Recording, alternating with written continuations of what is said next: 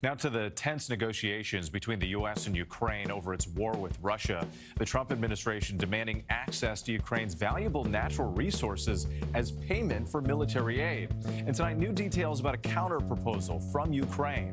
ABC's Patrick Reevell reports from Kyiv tonight. The latest draft would require Ukraine to pay $500 billion to the U.S., paid for by taking 50% of revenues from much of Ukraine's natural resources forever, including oil and gas, as well as ports and other infrastructure. That President Zelensky will never sign a deal that, quote, robs the country without providing any security guarantees. And I think I have the power to end this war. And I think it's going very well.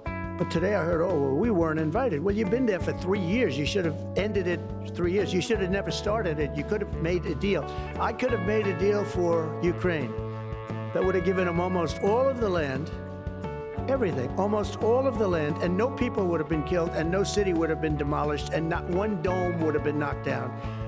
At 1:58 p.m., President Donald Trump tweeted, "Long live the king." I'm here to say New York hasn't labored under a king in over 250 years. We sure as hell are not going to start now.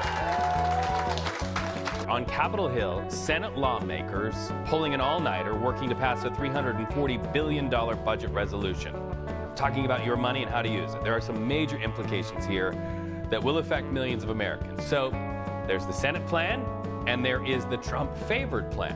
So let's first of all drill down on the Senate version. $150 billion for military spending, $175 billion for border security, but not included tax cuts. Let's look at what we expect in the House. We're talking about a $4.5 trillion tax cut, raising the debt ceiling by $4 trillion, and calls for $1.5 trillion in spending cuts.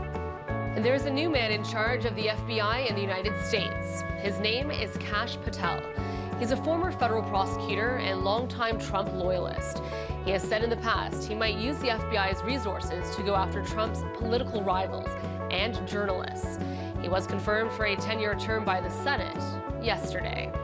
Thank you, Mr. President. I'm here to join my distinguished colleague from California in opposition to the nomination of Kash Patel and to make crystal clear to this body what he is going to do in that job. He has shown who he is.